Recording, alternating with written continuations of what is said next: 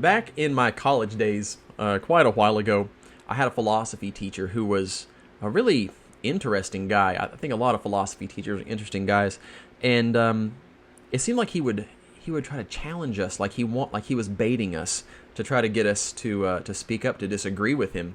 And back in those days, I wasn't brave enough to speak up because I knew that as just a college kid, I didn't really. I knew that he had the high ground in terms of strategy and preparation. He knew he had experience of what kids would typically say, and he knew what the rebuttals were to that. And I knew if I said anything, I was going to get chewed up and spit back out. And I didn't ever say anything. I don't know if that was the right choice, if that was the wrong choice, but it was the choice I made. And this one particular time, he was talking about God. That was one of his favorite things to talk about, one of his favorite lures to throw out there to try to bait us. And he was saying, well, obviously God can't be perfect because, if God created you, he can only give you what he has, right? So where did this imperfection come from? If you think you're perfect, look at the end of your pencil. There's an eraser. That's for mistakes. It's because you make mistakes. You're not perfect. And, if he were perfect, you would be perfect because he would give you perfection. He can't give you imperfection, and the ability to make errors unless he makes errors. And even college age me was like, that's not right. But I didn't have a way to express that then. And I've had plenty of time to think about it.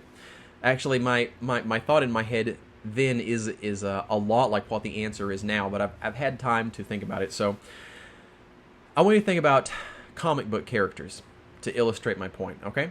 So there's, on the one hand, we have the Human Torch. His body he can turn into fire. He can shoot flames. He can heat things up. The opposite character would be Iceman. Iceman is a mutant that can turn his body to ice. He can freeze things, shoot out ice, shoot out coldness, to lower the temperature. Sorry, there's a friendly bird trying to get in. Right, yeah, Iceman, he can freeze the bird because he can freeze things. So they're opposite. Now, I know this is a comic book. It's a fiction. But our brains will buy that. They'll believe that because we conceptualize fire and ice or heat and cold as two opposite things, right? They're two concepts, they're two things. Like we do with light and dark. We think of light as a thing and darkness as a thing. In our language, we talk about them as though they are both two things. But scientifically speaking, they're not. Heat is something. Heat is the presence of this thermal energy. But cold is not. Cold is just the absence or the relative absence of heat. Light is something. It's photons traveling through space. Light is a thing. Darkness is not a thing. Darkness is just the absence of light. Error, sin, is the same thing. We tend to think of good as a thing and evil as a thing. Yeah? We conceptualize it in that way. We think good versus evil as though there were two forces coming together. When I think biblically it's much more accurate to describe good and evil in the way that we describe that we scientifically would describe light and dark or heat and cold. Goodness is a thing. It is its own thing. Evil is just lack of good. It's, you might have some goodness in there. Sorry. In the way that, even an ice cube actually does have some heat energy. It's just less than, a fire, or less than, room temperature is most of the time. Or even a dark room has some light. It just doesn't have enough for you to go through and see by. Let me just scratch my nose on camera. So, good and evil work the same way, right? Someone can do something that's good even if they don't feel like it, even if they get nothing out of it. If they're not doing it because it's going to make them feel good or because they're going to get an attaboy or a reward, even if they're going to be punished for doing it, right? A person can still do a good thing because it's a good thing.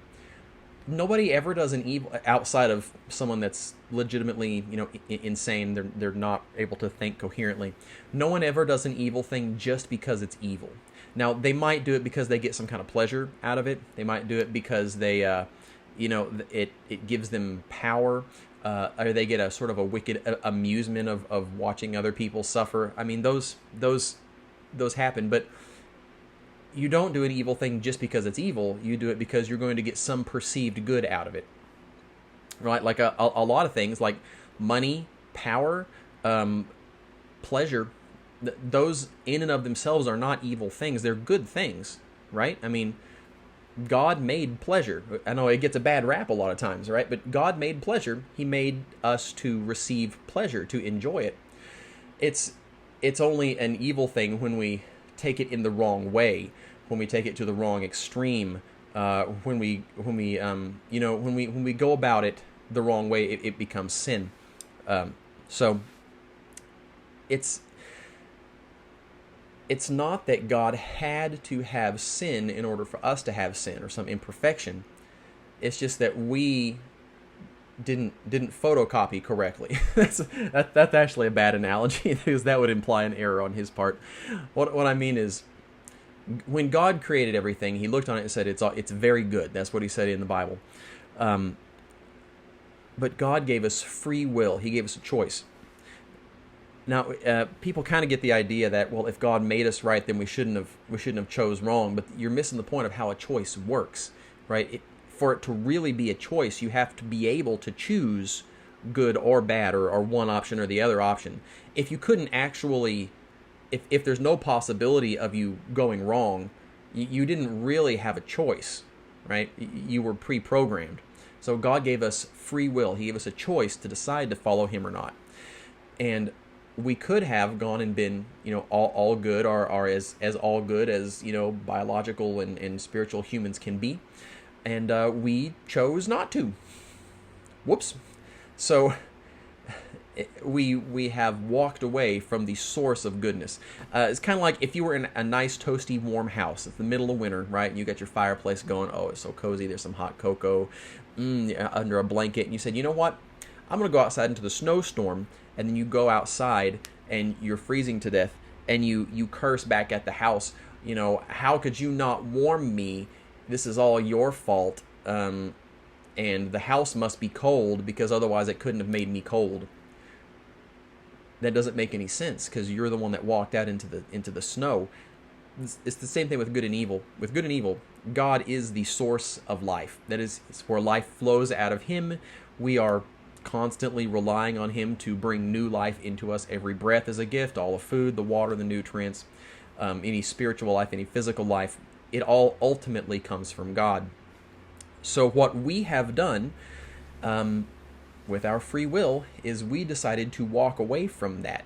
We walked away from the nice warm house out into the snow, or there was a spotlight of light in an otherwise dark area, and we walked out of the light into the darkness, and we cursed the light for not shining on us. Well, you walked away from the light. That's what we did. We walked away from the light. We walked away from the warmth. And all we have now is death. Sure, we have echoes of life. We have some diminishing life within us. We still have some heat from the house. We still have, some of the light bleeds out over, and so we're in kind of a murky twilight, right? And some of the life still carries over because we're not completely dead, but we are dying. It's kind of a downer when you say it, right? But Christians have the upview. We believe we're going to be raised again. But yeah, why is there evil at all? And how can evil exist if God isn't evil to have created it? Is because evil is not a thing.